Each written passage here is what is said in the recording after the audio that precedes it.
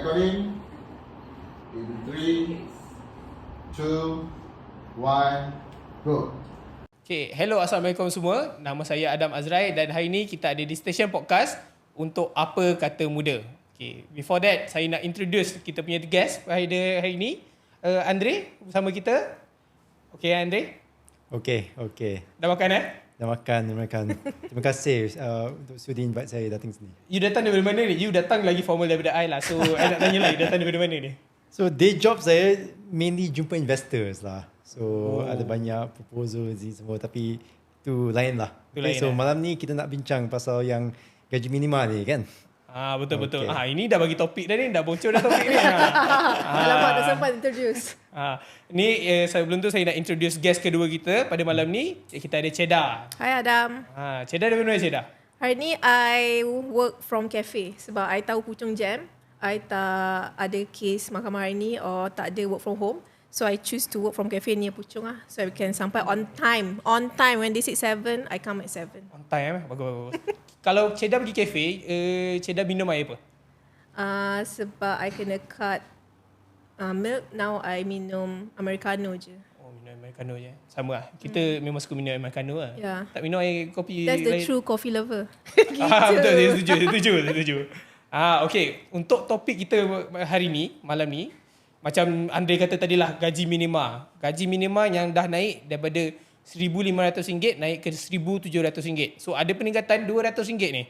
So saya nak tanyalah kepada both guest kita malam ni, apa you guys punya pendapat tentang gaji minima ni? Maybe Cheda dulu? Okay, bila kita bincang gaji minima, tak kira salah sektor apa pun, orang akan cakap naik sikit orang bising, naik banyak pun orang bising. Tapi bila baca Belanjawan hari tu, I terus fikir dua pihak. One is employer, one is employee. Because I've been working for 12 years, but 10 years as employee. Now that I'm employer myself, I try to put myself in both situation lah. So macam Adam kata tadi naik 200, kalau dengar macam tone Adam tu macam 200 je boleh cover apa kan? Yalah, 200 boleh cover apa kan? Tapi itulah, bila I dulu bekerja, I fikir pasal gaji minimum, I promise myself that if one day you become employer, you have to give people, just now my friend here mentioned the word dignify salary. So I make sure that I don't go below that. Like macam bagi I, masa pekerja 10 tahun tu, I rasa setiap kali macam majikan bagi naik sikit pun daripada gaji majikan, gaji minimum, macam it motivate us to work even better, to reach even like higher kita punya SOP and all that lah, KPI semua. So with even minimum punya naik pun, it affects both side in the smallest way to the biggest way. Like for me, employer, I would say motivate. You nak kerja lagi banyak goal and all that. For employer, once your employee happy, lagi banyak you boleh generate income untuk you punya company. Tak kisahlah small business ke big business, service like me, law firm and whatever. It both side, macam like both ways pun works lah. You have to look from both perspective. That's my personal opinion lah. Menarik. So Cheda dah bagi perspektif employee and also employer. Yeah, because everyone started as employee. Betul, saya setuju. Yeah. Andre, you kata tadi you pergi jumpa investor semua-semua kan. So, I assume you are maybe a self-employed ataupun you are an employer kan. So, apa you punya take on the gaji minima? Okay, so dengan ni saya akan present daripada dua sudut lah. Okay, so yang sudut pertama adalah daripada sudut pembuat policy or lawmaker policy, right? As well as from the people itself. Dan yang sudut kedua saya akan bentangkan daripada sudut business people, right, or employers like myself lah, right. So on the first one, increase in minimum wage is always a good thing, okay. And why do I say that? For two main reasons, right. You have increased 200 ringgit from 1,500 to 1,700. It may seem small amount, 200, but 200 ringgit times 12 months, 2,400. Kalau setiap keluarga dapat pendapatan yang bertambah sebanyak 1,400 setiap tahun, there's quite a lot that they can do with it, alright? But if you look at it also, 1,700 ni is by no means a very high salary. Ya, betul. Right? Cubalah kalau you cuba tinggal di KL dengan gaji 1,700. Kalau dah bayar sewa rumah dah, sewa kereta dah 1,500 dah habis dah. Ya. Okay. Dan kita belum consider lagi kita kena bayar makanan, kita kena bayar bil api air semua, kos-kos lain kan. So 1,700 in your opinion is not enough lah. Okay, so 1,700 is okay, but I feel that the government could have been doing better, right? In fact, apa yang saya fikir government kena buat ni is at least set a target wage that they want to get to. For example, let's say that the government want to raise the floor. Gaji minima ni adalah gaji yang paling rendah. It's the floor, it's not the preferred wage. Kalau fresh graduate, dia keluar sekolah, dia dapat gaji sebanyak 1,700. Happy ke tak? Saya fikir tak kan? I would say no lah. Kalau diorang pun dapat 2,000, they are also not happy because they feel that they are worth even more. Alright? Again, 1,700 is basically for the lower wage job. But what I feel is more important that the government, one of the things that the government is doing right now is the introduction of the progressive wage scheme, which basically sets the floor for all of the jobs, including engineers, graphic designers. Kalau menjadi chef dekat restoran, dia pun ada recommended salary untuk dia. Okay, this people should not see wages as minimum wage, right? Because minimum wage is applicable to jobs which are mainly taken, if you look at it, mainly by the migrant workers. Misalnya, kalau kerja kat ladang, kalau kerja kat construction site ni semua, you will get 1,700. Tapi kalau tanya siapa-siapa anak muda sini, siapa yang nak kerja dekat ladang dapat gaji 1,700. Saya fikir pun tak ramai dah. Okay. Makes sense. Right. So eventually there should be a staggered increase in the minimum wage level, right? Yang dari sudut kedua tu adalah daripada sudut employers, alright? As employers, what I feel is that the increase in minimum wage here, what it will happen is that it will squeeze those who cannot afford to have a big workforce. Okay. Misalnya, if you are a big company, you hire 500 people, it shouldn't be any problem for you. You know, you can easily increase the wages while also increasing the efficiency of the staff by cutting a few which are not efficient. Alright. Bagi business yang kecil macam apa yang saya usahakan sekarang ni, I do have my own policy of paying a fair wage, iaitu minimum sebanyak RM3,000. Right. It doesn't matter if you just have a Form 5 certificate or if you basically have a degree certificate. Alright. Minimum would start at 3,000, and of course there we will also increase based on your qualification. But then again, this one here would also keep me creative. Why? Sebab kalau saya tak dapat nak upah seorang sebanyak 3,000, if I can only pay 1,500, which is not dignified, then I have to find ways to make that work much more efficient for myself. Iaitu guna teknik yang lain seperti AI or some other ways in order to reduce my manpower costs. Faham. Very interesting punya ini point of view. And then you mention tadi, you kena employer itself kena jadi creative in terms of like you kena manage your own workforce, you kena maybe kalau you tak mampu nak bayar minimum wage tu, you kena be creative, use AI ke automation anything kan. But I nak tanya from Cheda punya point of view lah, macam mana you nak jadi as an employer, macam mana you nak jadi creative in terms of using your workforce, especially in the field of law? Oh, okay. Before I jawabkan Adam, I just nak cakap sebab Andre dah make an advertisement. Ramai lepas ni apply kerja dengan Andre. Minimum gaji 3,000 weh. I lepas ni I nak PM2P lah. Itu PM2P lah. Ya, betul. Bagus Andre. We need more bosses like him. So just now, Adam punya question macam jadi kreatif. Okay.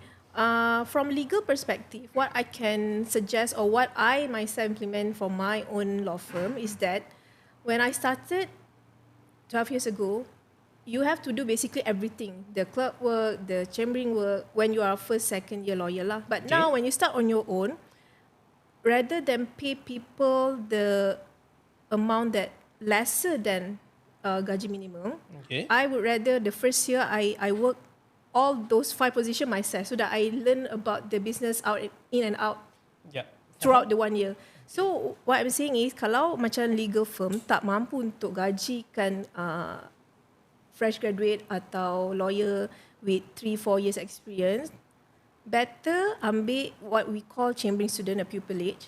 You can probably cut half of the cost, but they will learn more from you in the 9 months, and you can teach them along the way and how can they even better themselves, prepare themselves before they become a lawyer themselves. So from my own perspective, is being creative is not just paying your employee lesser, but create new position for people. You know, just because you graduate law degree, some people bukan semua nak jadi lawyer. Ada je yang join in-house untuk jadi bagi advice to company, or they become a lecturer or what. And we also invite people to join legal firm as paralegal. Kalau dorang bukan semua nak macam go through the stress of create their own law firm ke, build up their own business and be a lawyer in long term.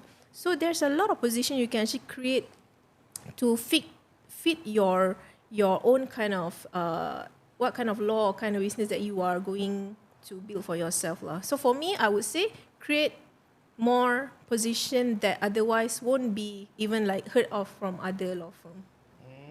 Like 2-3 position, not to say like you are paying less but suruh orang buat banyak benda, tapi for the experience of the people, and you better take them for the 1 year that they can learn more than fresh graduate lawyer who it's unfair for them for you to pay such lower salary but ask them to still perform as like lawyer with 7-8 years of experience lah. That's what I'm saying by being creative, to create more job opportunity and position, not just stick to the norm, you know.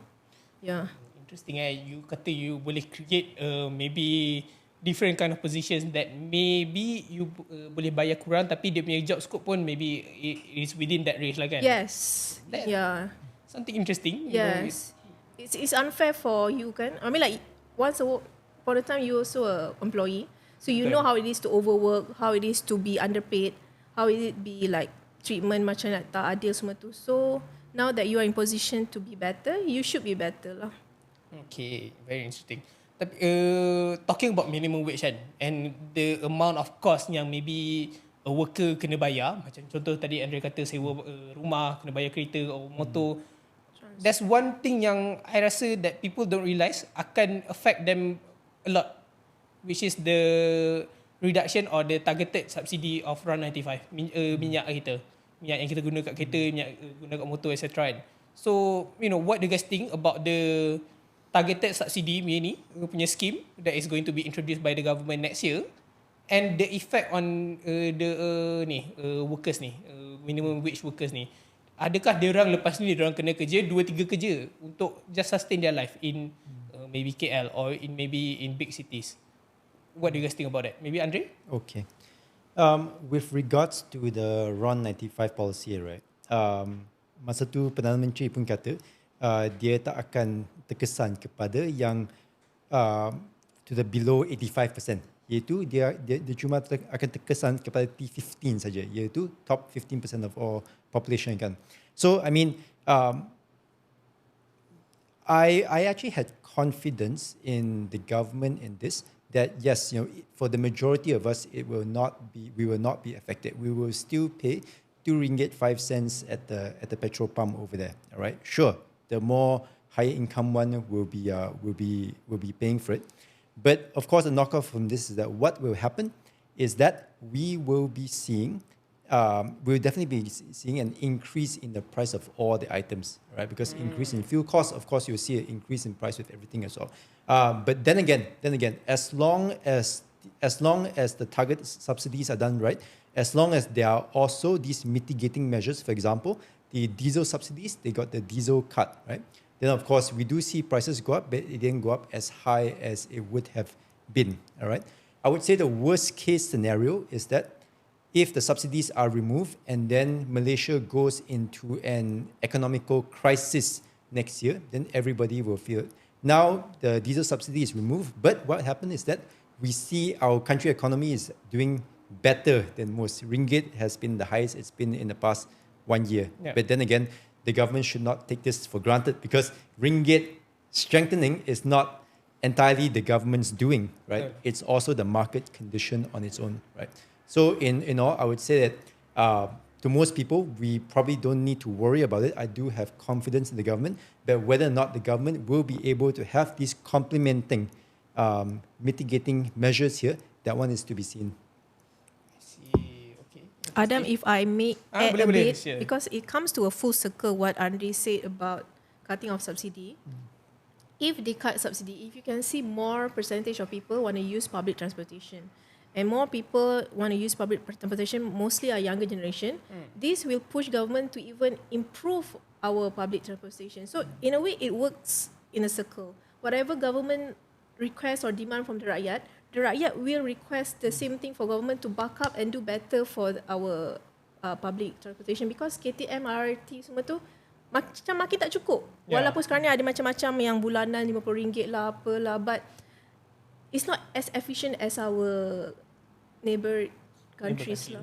So it's impacting both sides lah. Actually, apa yang saya teruja pasal next year adalah Produa, mereka ada buat announcement, dia akan memperkenalkan EV yang harga dia bawah 100,000. Okay, interesting. So of course and of course below 100k is only the start, but really what we will see is probably a 60,000, 50,000 ringgit electric vehicle there.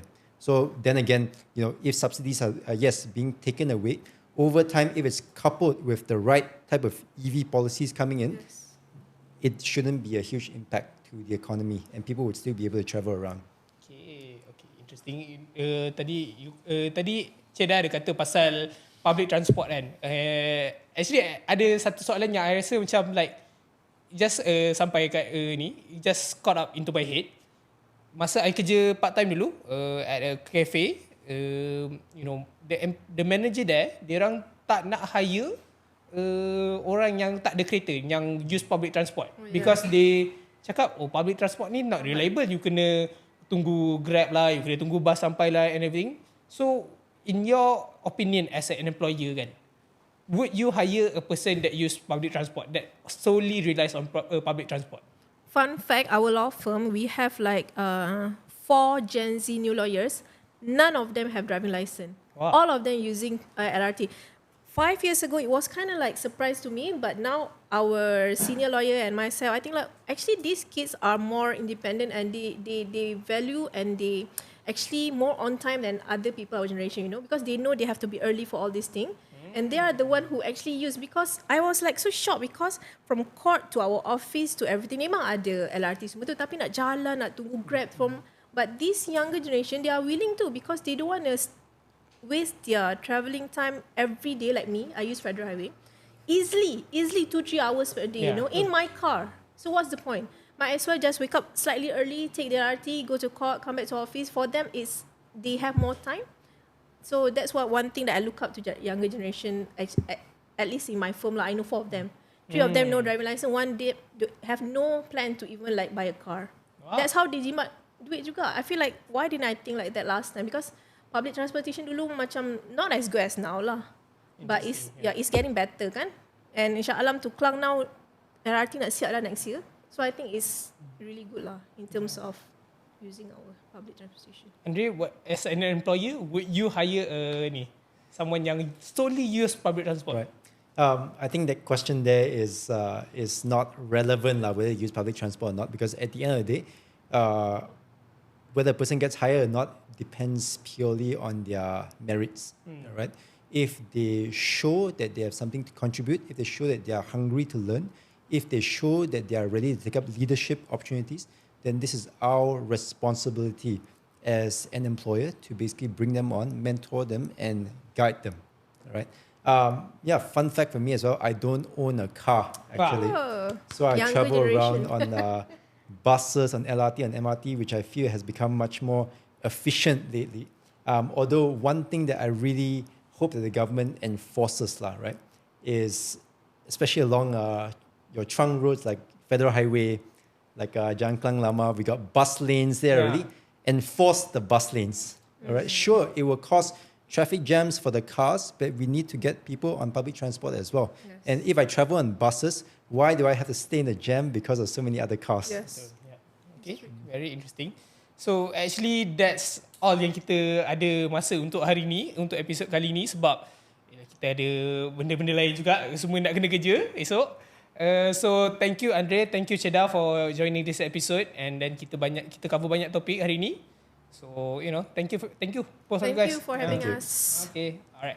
That's all for this episode. Catch us in the next episode.